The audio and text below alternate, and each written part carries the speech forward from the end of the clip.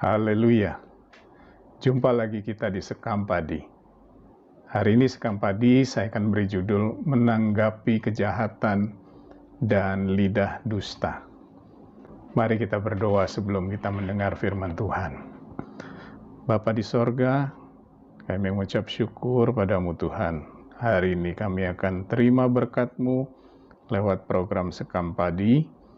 Dan biarlah Tuhan kami mau mempersiapkan hati dan pikiran kami Tuhan untuk menerima firman-Mu, dan biarlah Roh Kudus memimpin kehidupan kami Tuhan, agar apa yang kami terima boleh kami masukkan ke dalam hati kami yang terdalam, hati kami yang baik, yang sudah siap untuk menerima firman-Mu, dan biarlah Roh Kudus bekerja lebih dalam lagi Tuhan, memberikan pengertian, agar firman-Mu boleh menjadi rema dalam kehidupan kami, bertumbuh, berbuah, dan menjadi karakter kami di dalam kehidupan sehari-hari Tuhan. Nama-Mu dipuji dan dibesarkan. Dalam nama Tuhan Yesus Kristus, kami alaskan doa dan terima berkat firman-Mu. Haleluya. Amin. Puji Tuhan.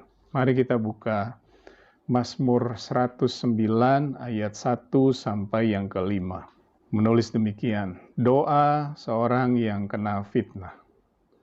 Untuk memimpin biduan, Mazmur Daud. Ya Allah pujianku, janganlah berdiam diri, sebab mulut orang fasik dan mulut penipu ternganga terhadap aku. Mereka berbicara terhadap aku dengan lidah dusta. Dengan kata-kata kebencian, mereka menyerang aku dan memerangi aku tanpa alasan. Sebagai balasan terhadap kasihku, mereka menuduh aku, sedang aku mendoakan mereka. Mereka membalas kejahatan kepadaku ganti kebaikan, dan kebencian ganti kasihku. Puji Tuhan, pada saat kita berkomitmen untuk berjalan bersama dengan Yesus lewat pertobatan, lewat kelahiran baru, lewat komitmen kita untuk menjadi murid Kristus atau menjadi Kristen yang sebenarnya, atau bahkan juga untuk menjadi hamba Tuhan, maka serangan-serangan iblis akan menjadi semakin gencar kepada kita. Yang tujuannya adalah mencuri, membunuh, dan membinasakan. Kalau boleh kita tidak masuk ke dalam sorga yang kekal, tetapi ikut di dalam rencana mereka untuk mencari teman di kekekalan, kesengsaraan kekekalan. Nah, iblis bisa pakai siapa saja yang mungkin pada satu saat menjadi lemah, menjadi alat untuk menyerang kita. Dalam ayat yang ke-2 disebutkan, sebab mulut orang fasik dan mulut penipu. Jadi orang-orang yang bisa dipakai iblis disebut sebagai orang fasik. Orang fasik kalau kita tahu, orang yang mengenal firman, tetapi dia tidak melakukan firman. Dan penipu, ya penipu ini udah karakternya iblis kan.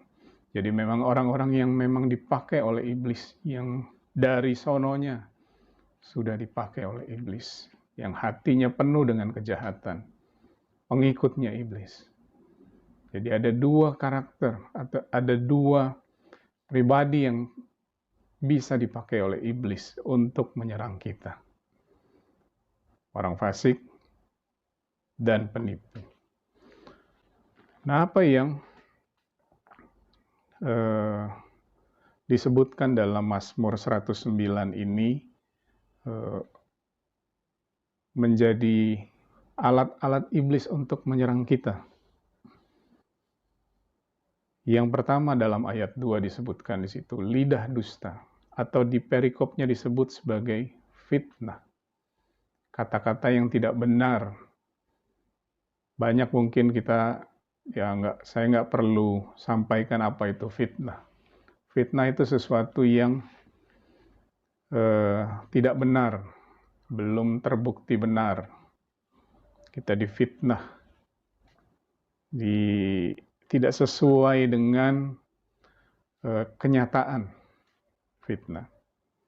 Lalu kemudian di ayat yang ketiga, kita diserang dengan kata-kata kebencian. Kita diperangi tanpa alasan. Kita tidak melakukan kesalahan, tapi kita diserang terus.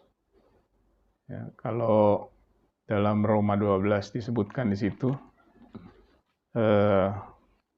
bersukacitalah dengan orang yang bersukacita, menangislah dengan orang yang menangis. Nah, orang-orang yang dipakai oleh iblis, kebalikannya.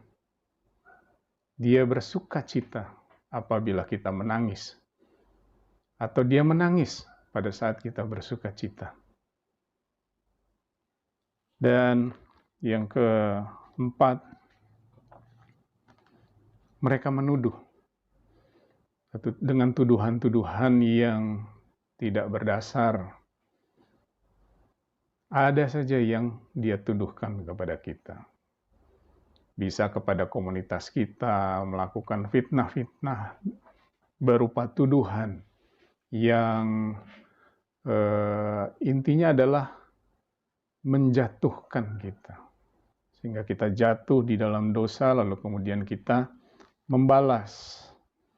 Seperti yang di ayat 5 sampaikan. Membalas kejahatan mereka dengan kejahatan. Nah, mereka melakukan kejahatan. Jangankan kita melakukan kejahatan. Kita melakukan kebaikan aja mereka balas dengan melakukan kejahatan. Jadi kejahatan dan lidah dusta. Ada 5 yang saya catat di situ. Di ayat 2 dari mulai lidah dusta. Lalu kemudian ada kata-kata kebencian, memerangi kita tanpa alasan, menuduh kita, dan membalas kebaikan kita dengan kejahatan. Bagaimana menanggapi kejahatan dan lidah dusta? Menurut Mazmur 109 ayat 1-5 ini. Dalam ayat yang keempat disebutkan di situ, sebagai balasan terhadap kasihku mereka menuduh aku, sedang aku mendoakan mereka. Hal pertama yang harus kita lakukan, mendoakan mereka. Sesuai dengan Roma pasal yang ke-12. Roma 12 ayat 14 berkata demikian. Berkatilah siapa yang menganiaya kamu. Berkatilah dan jangan mengutuk. Banyak hal yang kejahatan mungkin kita ingin ganti balas itu dengan kejahatan juga. Namun firman Tuhan datang dalam kehidupan kita. Kita harus membalas kejahatan dengan memberkati. Bukan mengutuk. Memberkati. Mendoakan. Tuhan berkati dia. Berkati hidupnya. Berikan dia damai sejahtera sukacita. Dengan mendoakan maka kita juga di ayat yang ke-19. Saudaraku yang kekasih, janganlah kamu sendiri menuntut pembalasan, tetapi berilah kepada murka Allah. Sebab ada tertulis, pembalasan itu adalah hakku. Jadi, hal yang pertama yang kita harus lakukan, doakan. Doakan untuk apa? Untuk memberkati dan untuk memberikan tempat kepada murka Allah. Dan hal yang kedua di ayat yang ke-5, Mazmur 109 tadi, mereka membalas kejahatan kepadaku ganti kebaikan, dan kebencian ganti kasih-Ku. Jadi kejahatan yang diberikan kepada kita ganti kebaikan. Lalu bagaimana kita menanggapinya? Kembali kita lakukan kebaikan. Seperti Roma 12 ayat 20 menulis demikian. Janganlah kamu kalah terhadap kejahatan, tetapi kalahkanlah kejahatan dengan kebaikan. Jadi tetap kita harus melakukan kebaikan walaupun kita menerima kejahatan. Sebab Roma 12 ayat 2 berkata, janganlah kamu menjadi serupa dengan dunia ini, tetapi berubahlah oleh pembaharuan budimu, sehingga kamu dapat membedakan manakah kehendak Allah, apa yang baik, yang berkenan kepada Allah, dan yang sempurna. Jadi pada malam hari ini, menanggapi kejahatan dan lidah dusta, firman Tuhan mengajar kepada kita dua hal. Berdoa untuk memberkati, berdoa untuk memberi tempat kepada murka Allah, dan yang kedua, balas kejahatan dengan kebaikan. Mari kita berdoa. Bapa di sorga, terima kasih Tuhan untuk firman-Mu yang mengajar kepada kami akan banyak kejahatan dan lidah dusta yang menyerang kami, yang pada intinya bermaksud untuk menjauhkan kami dari kasih-Mu, bahkan membuat kami terhilang dari jalan-Mu menuju ke sorga. Dan firman-Mu juga pada malam hari ini memberikan kami dua cara untuk kami bersikap menanggapi kejahatan dan lidah dusta yang datang dalam kehidupan kami, Tuhan. Yaitu untuk berdoa, memberkati orang-orang yang melakukan kejahatan kepada kami. Dan berdoa untuk memberi tempat kepada murka-Mu apabila mereka tidak bertobat. Serta Tuhan tetap memberi kebaikan, membalas kejahatan yang mereka lakukan dengan kebaikan.